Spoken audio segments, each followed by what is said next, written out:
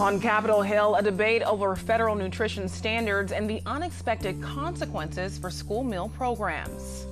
The wall is in effect, you can think of this economically as pushing the U.S. and Mexico farther apart. The campaign promised to secure borders, all resting on the shoulders of the president's border wall project, plus San Diego companies who are ready to bid. And I first met him back in 1966 when he was not much bigger than this plate that I've got my carrot cake on right now, in fact. Don't call him a turtle, a special birthday celebration for a botanical garden veteran who's looking great at 50. KPBS Evening Edition starts right now.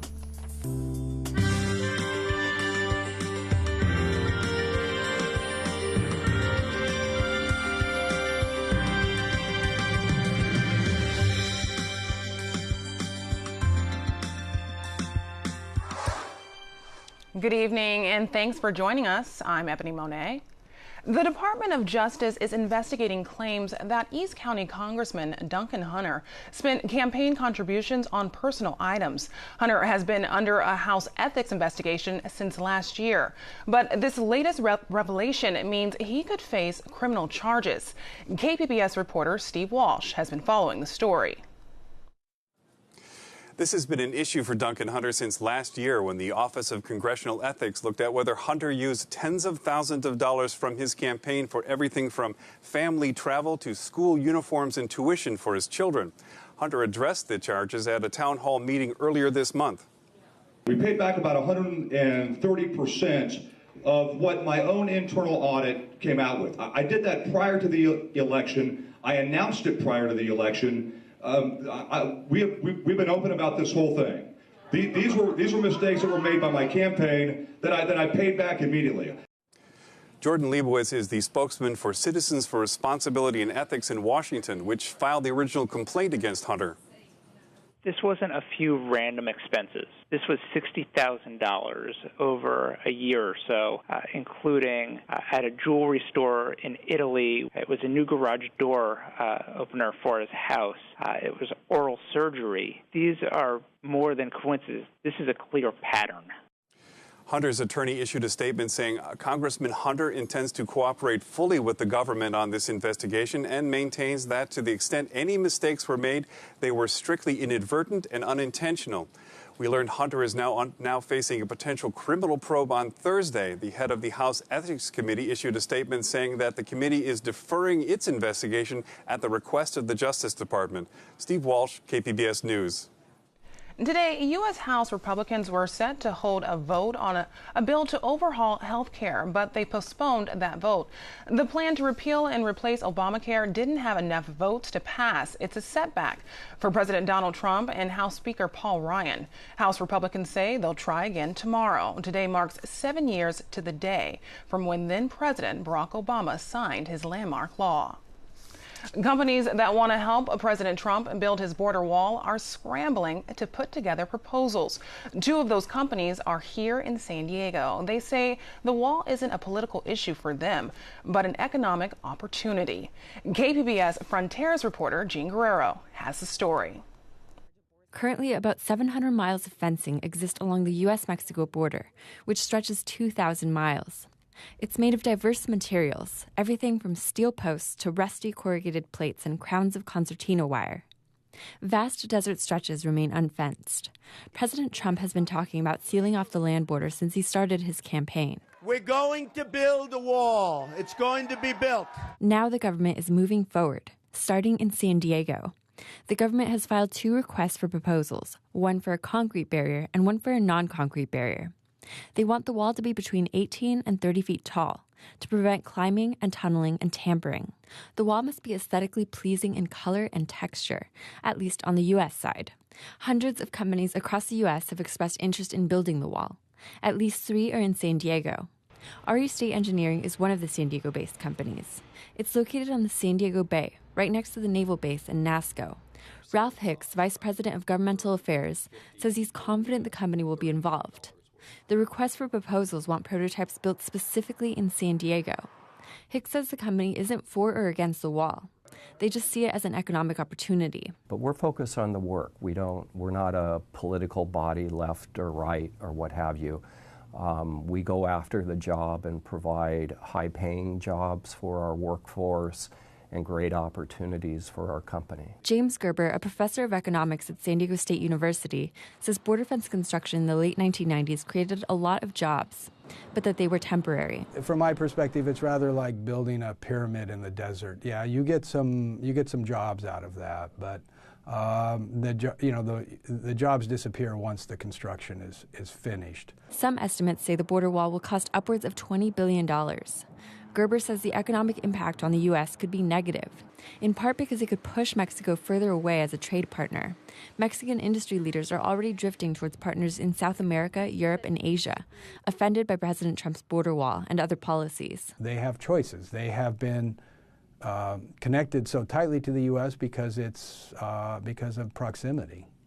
But the wall is in effect, you can think of this economically as pushing the U.S. and Mexico farther apart. But the U.S. companies that want to build the border wall argue it will have a positive economic effect.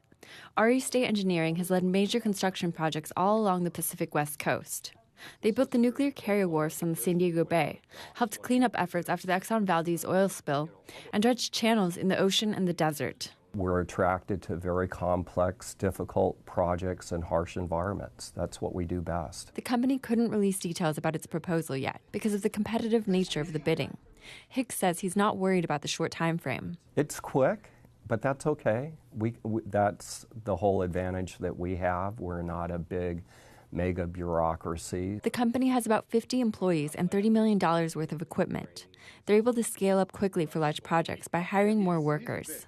He says the company could build a wall along the entire 2,000-mile border. There's hills, there's ravines, there's rivers, there's streams, there's deep sandy conditions. Our proposal will be able to adapt to all those conditions. Another company that wants to help build the wall is Visionario, a building services company that can help the government visualize the wall in 3 dimensions prior to starting construction.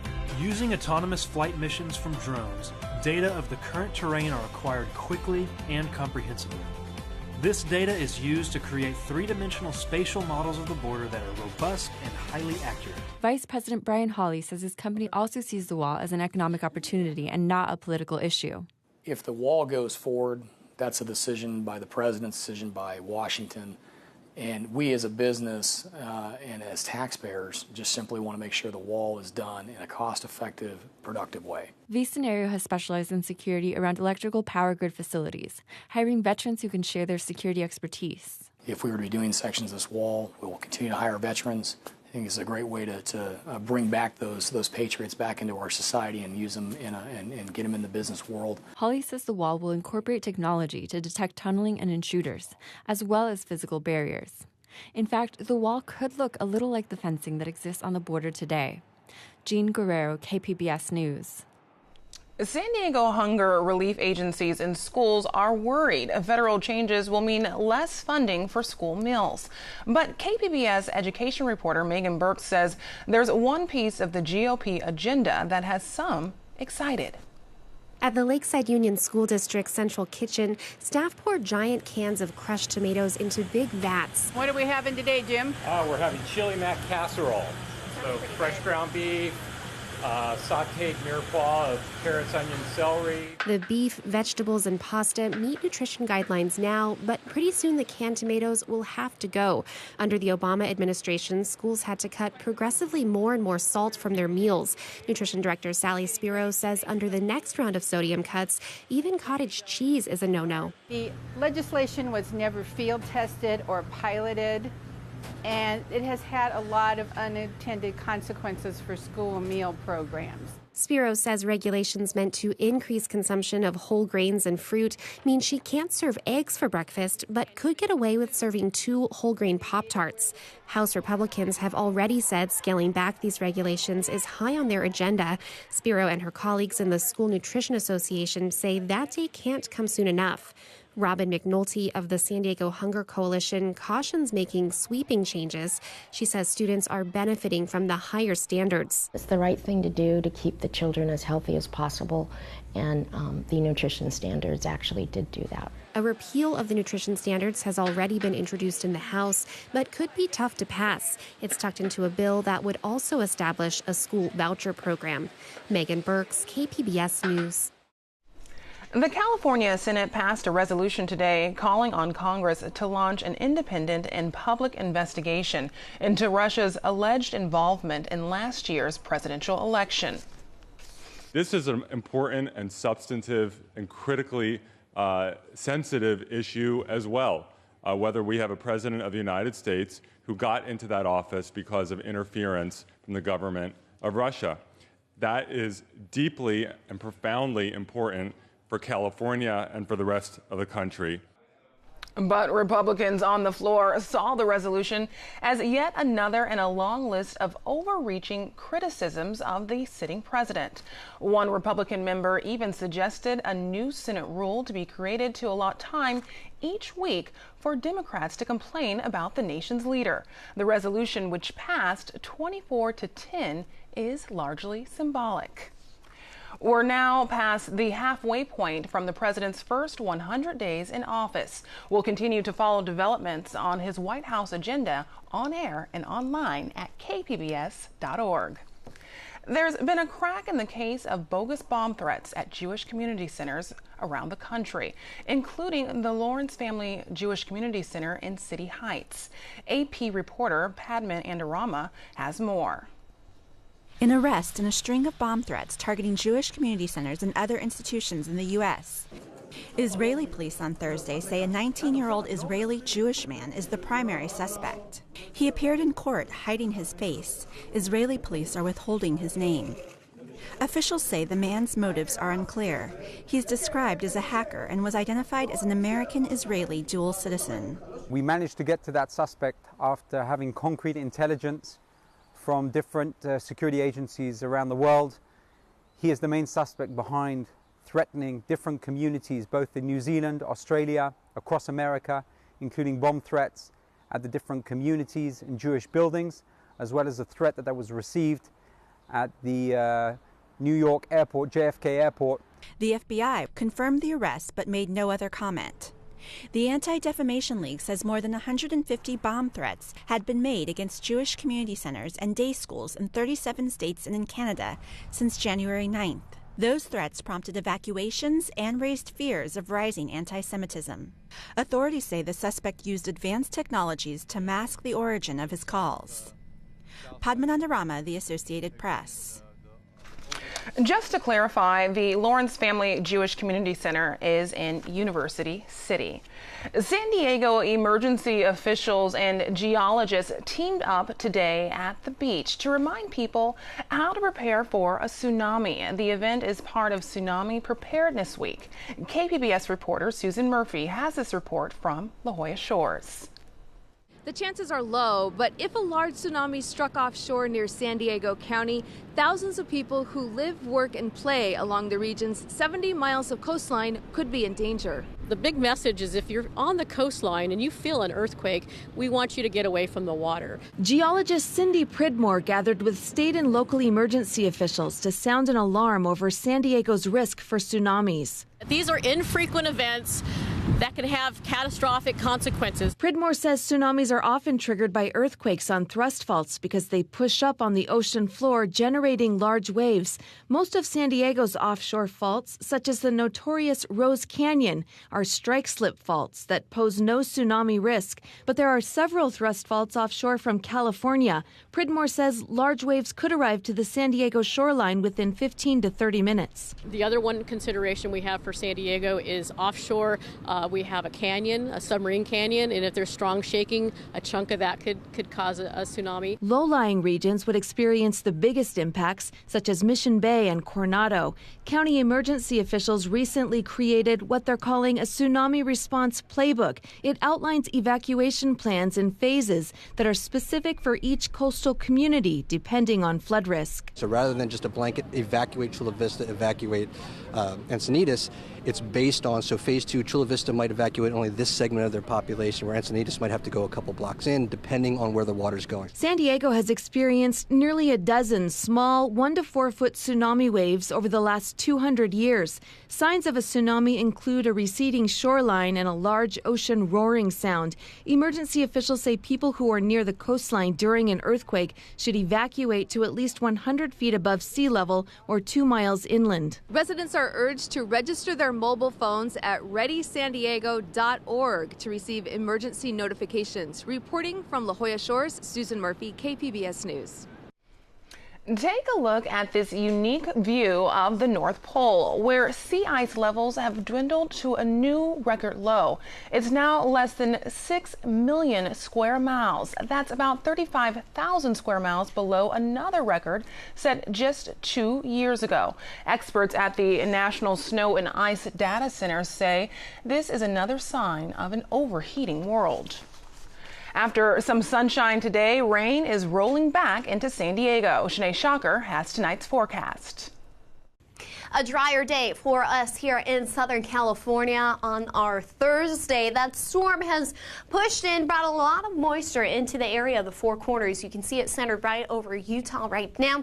That has dropped nearly a foot of snow in some areas of northern Arizona, out near Flagstaff, couple of inches into Prescott. But as far as Southern California is concerned, we're going to be looking mostly dry. Now, a couple of sprinkles around the area earlier for today will begin to dry out even more so as we head into tonight. However, not quite losing all of those clouds. Partly cloudy conditions for this evening with a low tonight, 53 degrees into the metro area. Now, lows are going to begin to drop as we head out into the mountains behind this front. 37 degrees in Ramona and Alpine, keeping those partly cloudy conditions all the way into Mount Laguna at 35.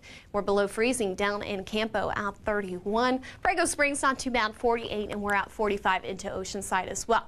Into our Friday, warmer conditions moving in across the board here, and wet weather going to be held off towards our north into central and northern California with some mountain snow into the Sierras. But eventually this weekend we will get just a slight bit of that rainfall heading into our Saturday here. So that area of low pressure will continue to push a lot of that moisture into Utah as well as out towards the Great Basin. We're looking at some snowfall there. As far as the coast is concerned, though, temperature is going to remain in those mid-60s all the way in through our weekend and beginning of next week. For your Saturday, shower around the area, 66 degrees for your high. We're climbing into warmer weather heading towards the middle of next week, though. Partly sunny skies moving into early next week, 68 for your high on your Tuesday. Now, across the inland areas, we're looking at the possibility of a shower, so really not expecting too much wet weather from this next system over the weekend. Much of that moisture once again held off towards our north. Outside of a stray shower here, we're looking at a high of 68, so slight cool off, and then heading into our Sunday, we'll be back in the 70s, and then we'll have another cool off, and we're going to stay in those mid to upper 60s through early next week. Some sunshine returning as well. As far as into the mountains, not getting wet at all as we head into the weekend. However, mostly sunny skies by Sunday. We're going to see highs at 53 degrees into early next week. Some windier conditions pushing into the region. We will keep you updated on any wind advisories possible. 48 degrees for your high Monday, and we'll stay in those mid to upper 40s for Tuesday.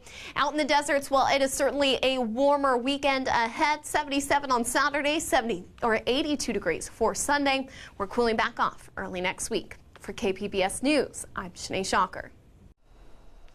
50 years after it started, the San Diego Black Panther Party is reactivating. They say President Trump's platform and tension over police practices have ripened conditions for the party's resurgence. In the second part of a two-part series, KPBS investigative reporter Amita Sharma sits down with the party's original founders. All power to the people. All power to the people.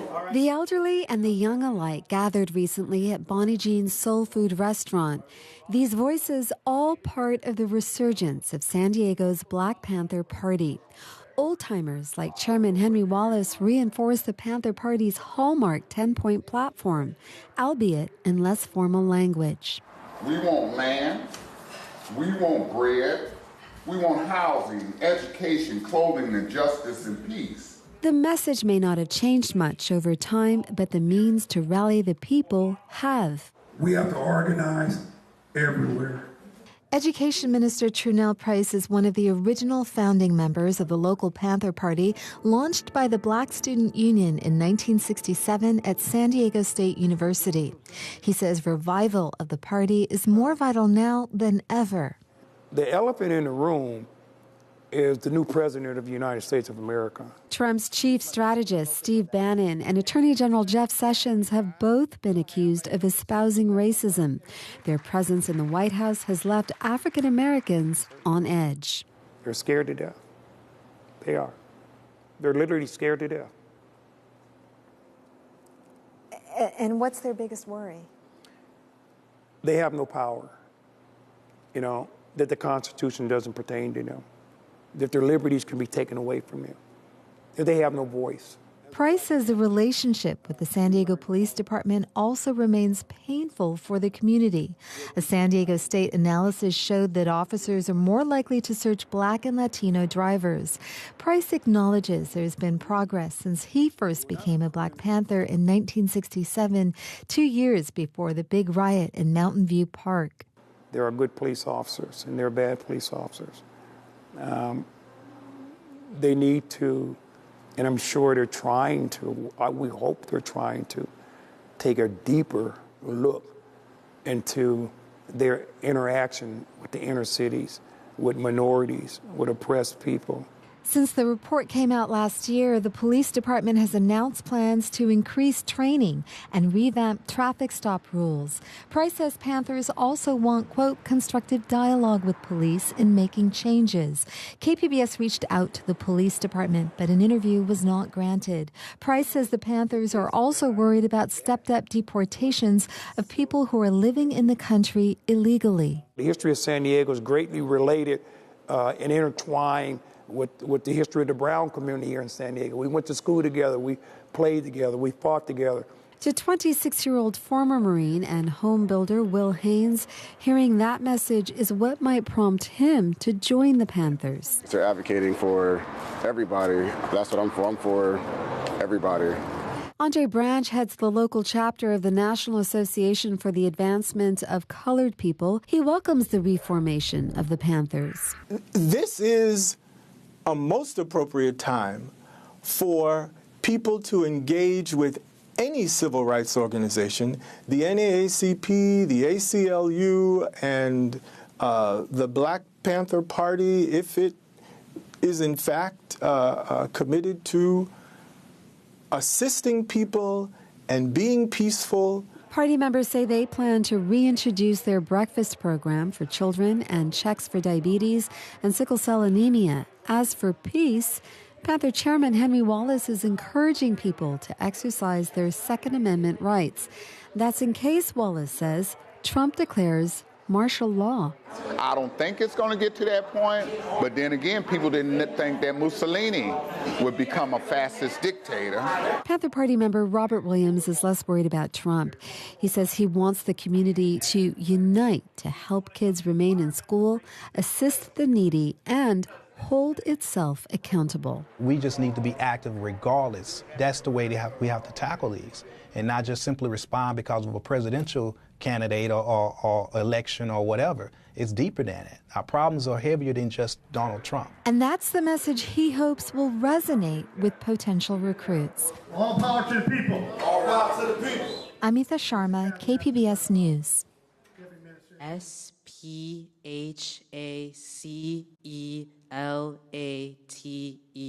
Fascinating. Congrats to Yash Handy from Pacific Trails Middle School, this year's San Diego County Spelling Bee winner. He's headed to Washington, D.C. for a chance to take home this year's title. A small crowd came together this morning in Encinitas to celebrate the birthday of a Galapagos tortoise, whose species is threatened. KPBS reporter Eric Anderson joins the party.